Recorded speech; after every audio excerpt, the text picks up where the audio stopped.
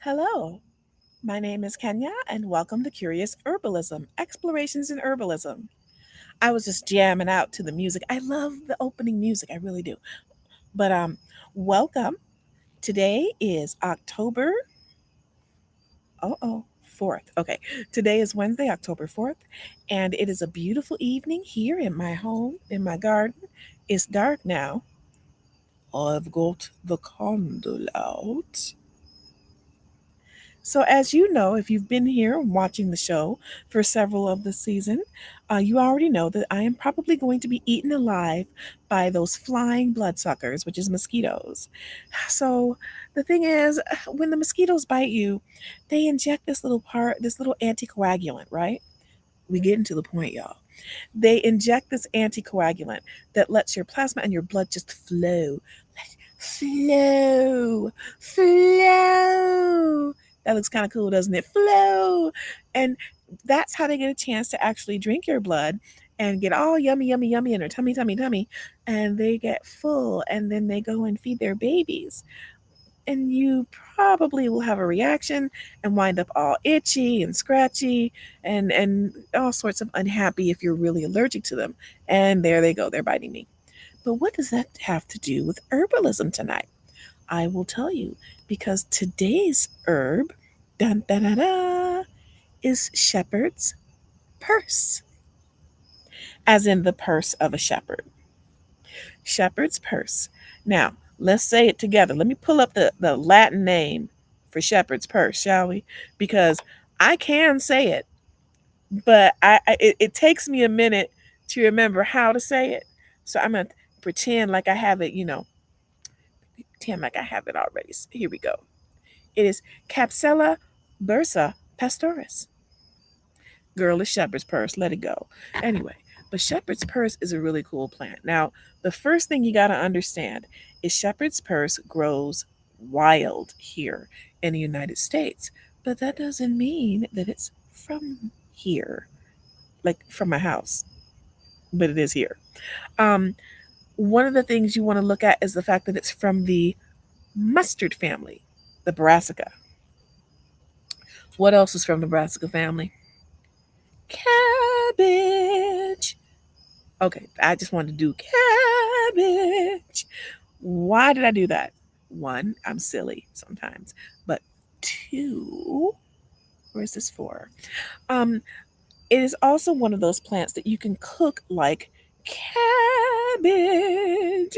and you can eat it. And that is one of the things that happens in Asia. You can cook the basal part, the leaves on the bottom, and you can treat them like cabbage or like any other kind of pot herb. I said pot herb. I didn't say pot. Don't start with me. You know what I meant. Don't don't make it something that it's not. Not that kind of pot. Um, but another thing is, and I'm trying to get the screen to close. Another thing is that with this particular thing, it's very good for you. It's good for your system. It can be allegedly good for your blood. Why does that matter? Because remember when we started the podcast this evening, I was talking about mosquitoes, right? And what did I say about the mosquitoes? They like to bite me. They like to eat my little blood up. They like to bite. And then you're just bleeding and bleeding and the blood just flowing. Guess what? Shepherd's purse has a styptic quality. What does that mean? That means that with the shepherd's purse, I can stop that flow of blood everywhere. Why? Because remember what a styptic pencil or a styptic pen is? You would put it on a cut, you would put it on some sort of nick or any kind of thing that would cut your skin, and then you would put it on there and it would stop the flow. What else does that? Yarrow, right? Right. See, there's more than one way to stop a bleed. I was going to say skin a cat, but I like cats, so let's not do that.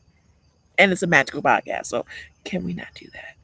This is a video cast, vlog. It's so confusing to me. It's a program, okay? It's so confused. Ugh. But here's the thing about shepherd's purse. Shepherd's purse is photocarnivorous. You heard me. Photocarnivorous. Okay, so at this point, those of you playing at home, right, you're probably like, what is photocarnivorous? You've heard of photosynthesis and you've heard of carnivorous plants. So you know that the plants using photosynthesis to eat and grow and live. And you know that carnivorous plants eat animals and other things in order to grow and live. But what is photocarnivorous? Photocarnivorous. Here's what's happening. Ready? Ready. It's not going out with like a Venus flytrap and like, got your nails. It's not doing that. What's happening is that it secretes a sticky sap. And once the sticky liquid comes out, it attracts different kinds of bugs. And the insects, okay, I know you don't want me to say bugs, insects, they come on and they're like, hey, what's up? Is this cool? Hey, let me get a lick. Next thing you know, they're stuck. See, I told you, don't just put things in your mouth. Now, let this be a lesson about putting everything in your mouth. If they didn't put their mouth on that liquid, they wouldn't get caught. So they put their little mouths on the liquid or they get their little feet in there, and next thing you know, they're stuck. They're stuck to the plant. Well, what happens? They can't get away. They die. They eventually die. But it's not that just that they eventually die and they fall off. Oh no. No. What's happening is that the bugs are dying and then the plant is sucking the life out of them as they decay in the sunshine. Isn't that wonderful? Isn't that just glorious? I think so. I think it's wonderful. Which is kind of ironic that it eats with the liquid, considering it likes to stop liquid such as blood from flowing. Isn't that wild? And something else.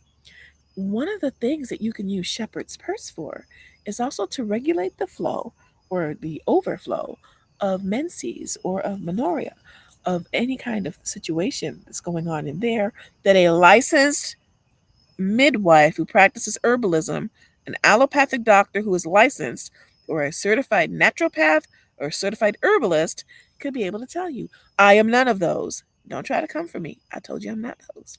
So that's why sometimes if you hear somebody saying, oh, and I heard this before, I want to go on a cruise, but Aunt Flo, which is a code for your period, your menstrual cycle, is supposed to come that week. What do I do? I mean, I know it's coming.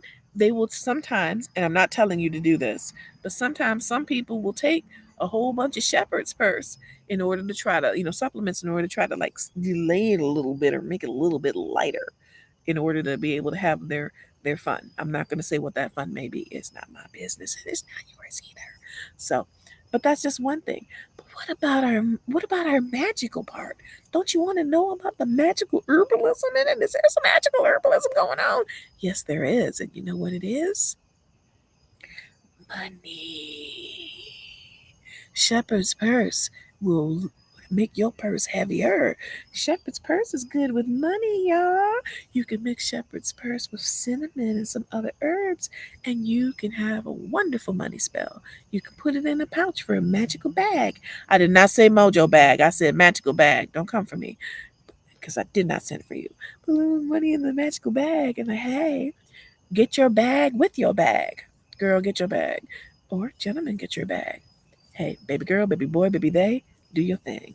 Now, here's the thing also about shepherd's purse. Shepherd's purse also gives you a little bit of courage.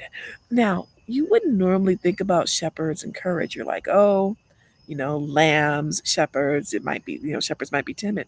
No, no, no, no, no, no, no, no. Shepherds have to go. They have to like go up against wolves.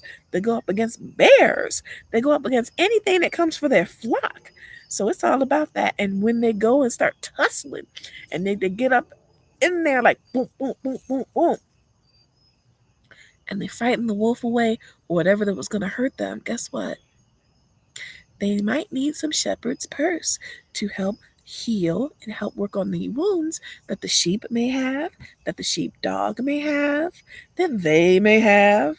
You never know. It's just one of those things. Also, shepherd's purse can also be used Again, not too unlike the yarrow, right? So you have it in your herbal first aid kit. That's one of the things you could have. I'm not telling you what to do. I'm making a suggestion. I'm not the boss of you. I can't tell you what to do. I can just suggest what you might want to do. I would definitely use shepherd's purse to keep my money from hemorrhaging. And that snap had nothing to do with anybody's particular culture. That had to do with the fact that my hands are feeling kind of stiff and I've been snapping them all day. I've been snapping my fingers all day to try to get that bursitis and that rheumatism to keep going. I need that. I need that help in this. But you know what else is good? When I get those weird little injections sometimes, like, or if I get bee stings in my hands, which my husband wants me to think about letting his bees sting me in the hands to help with my arthritis. Yeah, for real. That plasma's gonna flow. And when that plasma flows, I'm definitely gonna want some shepherd's purse. But see, I don't like bee stings. So if that stinger's in there, I'm gonna knock it off. And the first thing I'm gonna do, I would chew up some plantain. Take the plantain and I'm gonna like put it on there with a little spit. Put it on there. Okay, if you're prissy, you don't have to use spit. You know, it's some prissy people. And then you're gonna put it on there, and that's gonna take that poison out of the sting a little bit. But it's not gonna keep you safe if you are allergic. Don't say I told you to do it if you're allergic. But it's gonna do that. It's gonna help you. And then if I do actually let him do that, then what I will do is use the shepherd's purse to stop the plasma from flowing out. But I definitely want to stop my money from hemorrhaging. So I definitely want to do that. And again, mixing it with cinnamon. I want you to see what we're doing here. We're using a low lying herb. We're using something that's in the ground, which is cinnamon. And we're using a tree. No, not cinnamon, which is shepherd's purse. And we're using a tree. A tree as far as cinnamon goes. So we're using two parts of the overstory and the understory. But I want to point something out. They don't necessarily grow together, y'all. Don't say I said that. And another thing, remember how people would call money cabbage? If you're old enough, you know what I'm talking about. And I told you, shepherd's purse is in the mustard family. It's in the brassica family. What else is in the brassica family? Cabbage. Shepherd's purse likes to bring money. So look at how everything all gets together. Isn't that nice? Isn't that cool? You can now the little seed pods of the shepherd's purse look like little hearts. Isn't that great? That's like, you not for the love of money, but to love of not being impoverished. Because you can use part of it in a little charm bag, and you can use part of it to eat. So you can feed yourself now, and you can feed yourself later. How cool is that? I love that so much. I love that for you. I love that so much for you. As that one lady used to say at the doctor's office, I love that for you. I love you too, girlfriend. I love you too. But you can also mix a little bit of juniper in there too, because you want that juniper to help keep it going. Now, I always say if you're going to do all this money magic and you're playing around this way, throw a bay leaf in there. Always throw a bay leaf in there. You want to guard against anything weird. You want to put that purification factor in there. Just throw a little bay leaf in there. And since you add a little bay leaf, it doesn't hurt to write a wish on the bay leaf. Just remember, you always want things to manifest in the best way and for your best. Always do that. Keep that in mind. Make sure you always give yourself a way out. And then you'll let them know that, well, let the world know or let your energy know when you manifest that you want to see a sign if everything's going well. If it's not meant for you, you also want to let them know or let it know, the herbs, when you're manifesting with them or doing spell work with them, that you do not want it to in any way turn or harm you or any way harm others. Well, I would hope you wouldn't. I guess it depends on your personal moral matrix, how your ethics are. I would prefer you to have ethics, but I am not the boss of you, nor am I a reed witch. Okay, that was a little bit creepy. Let me close that closet door. That skeleton just fell right on out. Boom! The bones was just hidden. Them bones and bones. But all that being said, I hope that you will get a chance to experience Shepherd's Purse, and I hope you'll also get a chance to join me here again on Curious Herbalism Explorations in Herbalism with Kenya T. COVIAK. Now, if you have an herb you'd like me to try, please let me know. Send it in. We'll read it.